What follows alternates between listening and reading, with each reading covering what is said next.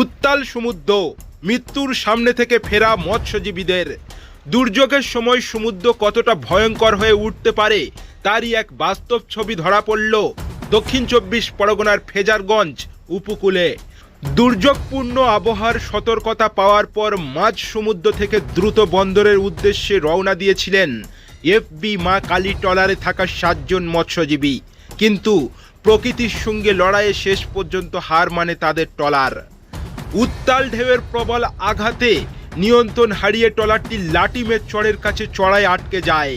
পরিস্থিতি মুহূর্তের মধ্যে ভয়াবহ হয়ে ওঠে।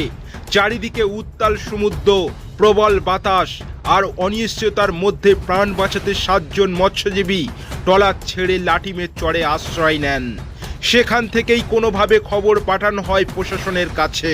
খবর পাওয়া মাত্রই দ্রুত নড়ে চড়ে বসে ফেজারগঞ্জ কোস্টাল থানার পুলিশ। স্থানীয় অভিজ্ঞ মৎস্যজীবীদের সঙ্গে নিয়ে গঠন করা হয় একটি বিশেষ উদ্ধারকারী দল। প্রতিকূল আবহাওয়া ও উত্তাল ঢেউকে উপেক্ষা করে শুরু হয় উদ্ধার অভিযান।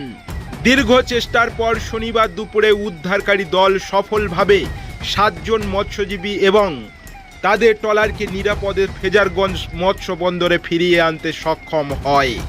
এই সাহসী ও দ্রুত পদক্ষেপের ফলে বড়সড় দুর্ঘটনা এড়ানো সম্ভব হয়েছে।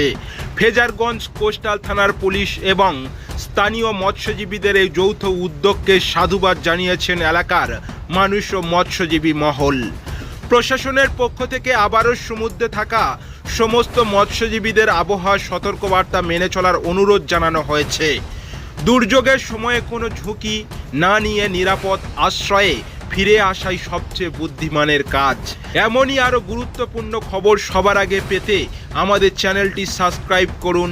ভিডিওটি ভালো লাগলে একটি লাইক দিন এবং আপনার মতামত অবশ্যই কমেন্টে জানান। ওই সময় ঘটনাটা কি হয়েছিল? ঘটনাটা হয়েছিল যখন জাল টানছিলাম, জাল টানতে টানতে একটা ফুটো এসছে, আসার পরে নৌকাটা ধারে চেপে যায়। চেপে যাওয়ার পরে আমরা কোনো কায়দা করতে পারি না, তখন নৌকাটাকে আস্তে করে চাপে তুলে দিয়েছি।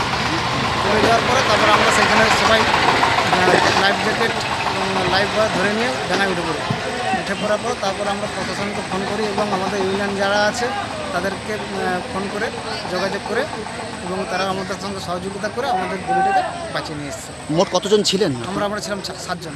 ট্রলারের কোনো ক্ষতি হয়েছে? কোনো মৎস্যজীবীর কোনো? না, ট্রলারের কোনো ক্ষতি হয়নি এবং মৎস্যজীবীর কোনো ক্ষতি হয়নি। পুলিশ তো গিয়েছিল আপনি? হ্যাঁ, গিয়েছিল।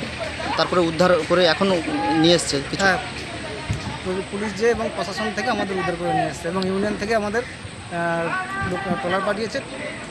ট্রলার পাঠানোর পরে তারা আমাদের সঙ্গে সহযোগিতা করে আমাদেরকে নিয়ে এসছে। কোন জায়গা ঘটনাটা কোন জায়গায় ঘটেছে? ঘটেছে যে লাটিমের চরে, যে বঙ্গোপসাগর যে আছে, বঙ্গোপসাগরের একটা দ্বীপ আছে, সেই দ্বীপের কাছে।